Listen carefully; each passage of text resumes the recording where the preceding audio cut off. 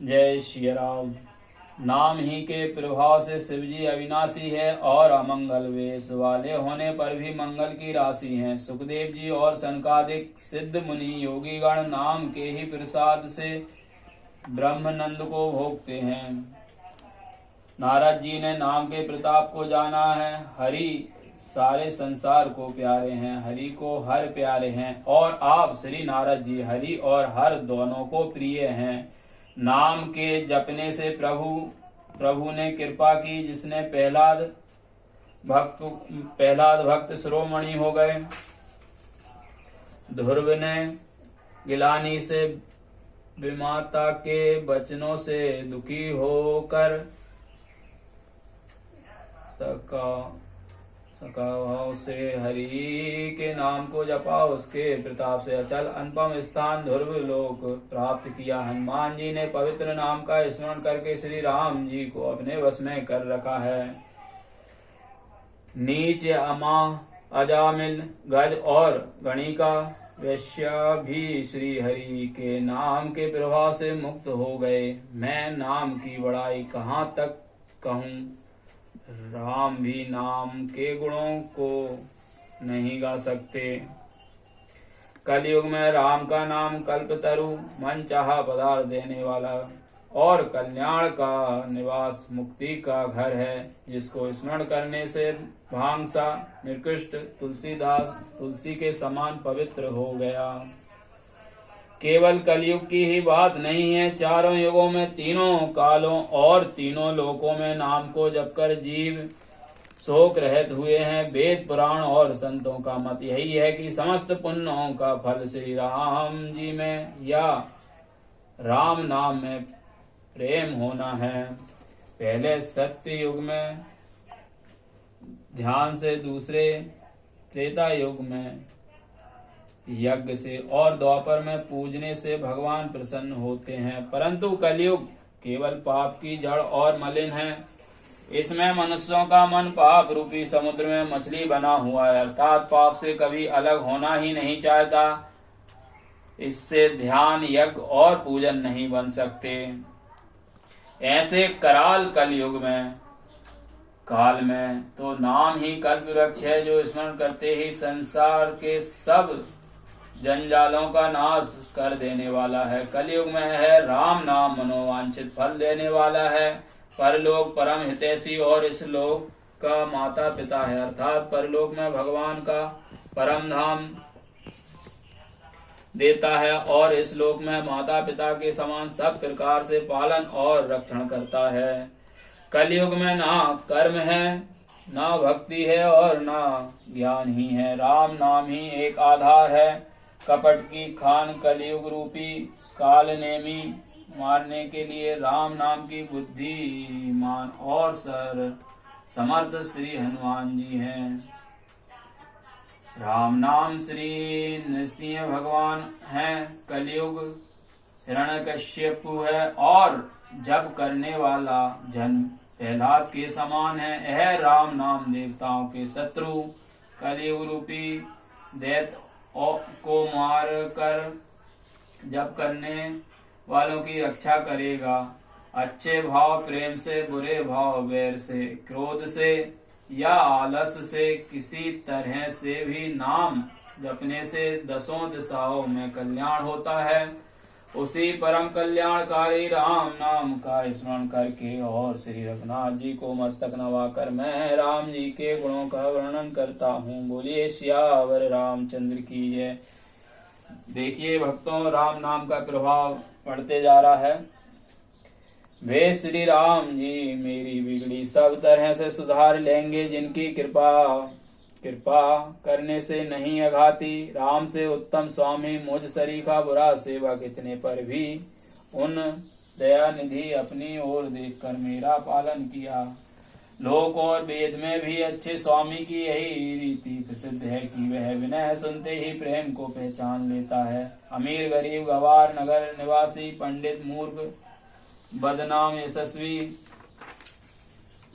सुकवि कुकवि सभी नर नारी अपनी अपनी बुद्धि के अनुसार राजा की सराहना करते हैं और साधु बुद्धिमान सुशील ईश्वर के अंश से उत्पन्न कृपालु राजा सबकी सुनकर और उनकी वाणी भक्ति विनय और चाल को पहचान कर सुंदर मीठी वाणी से सबका यथा योग सम्मान करते हैं। स्वभाव तो संसारी राजाओं का है।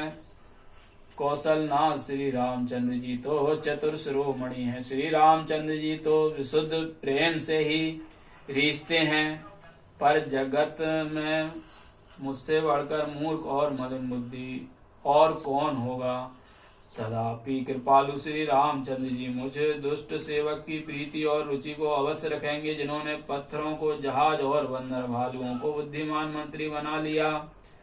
सब लोग मुझे श्री रामचंद्र जी का सेवक कहते हैं और मैं भी बिना लज्जा संकोच के कहलाता हूँ। कहने वालों का विरोध नहीं करता। कृपालु श्री रामचंद्र जी इस निंदा को सहते हैं कि श्री सीतानाथ जी जैसे स्वामी का तुलसीदास सा सेवक है। यह मेरी बहुत बड़ी ठिठाई और दोष है। मेरे पाप को सुनकर न करने भी नाक सिकोड़ ली, अर्थात नरक में भी मेरे लिए ठोर नहीं है। समझकर मुझे अपने ही कल्पित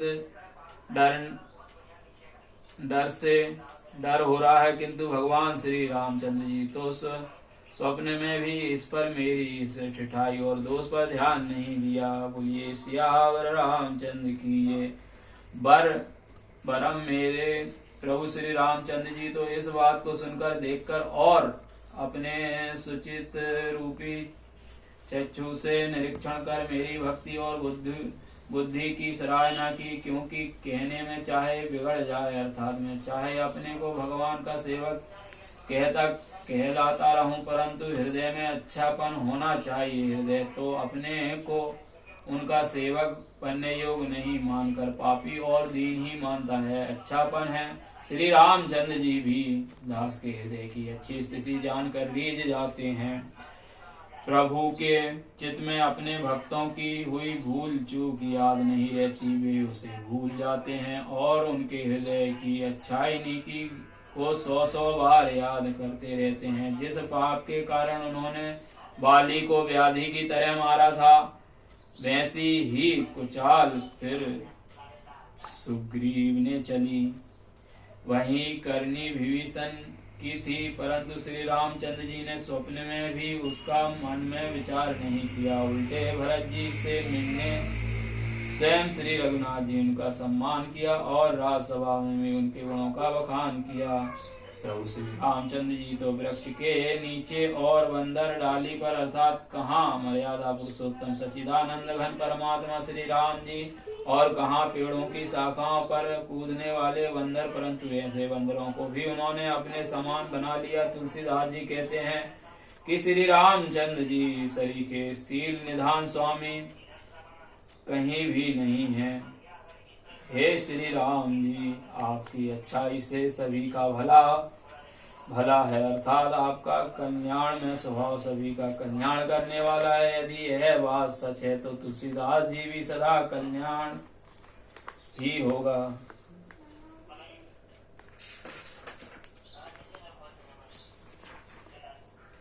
बोलिए श्यावर रामचंद्र की जय। प्रिय भक्तों, राम नाम की महिमा का गुणगान चल रहा है। यहाँ तुलसीदास जी भाव विभोर होकर राम नाम का गुण गा रहे हैं और इतने भाव विभोर हैं कि उन्होंने, आपने समझा होगा कि उन्होंने अपने को बहुत नीचा कहा है इसमें, और श्री रामचंद्र जी का सेवक कहते हुए भी उनको संकोच है। परंतु कहीं ना कहीं इस कथा में आपने ये देखा होगा कि तुलसीदास जी को कोई अभिमान नहीं है, और तुलसीदास जी ये भी कहते हैं, गंवार से गंवार, पापी से पापी, चाहे वो शुद्ध मन से ले या अशुद्ध मन से ले, लेकिन राम का नाम जो भी लेता है उसका बेड़ा पार होता है। तो प्रभु की भक्ति का रस आपके जीवन में उत्पन्न हो, ऐसी हमारी आपको शुभकामना है। आप निरंतर रामचरितमानस देखते रहिए, सुनते रहिए। जय श्री राम।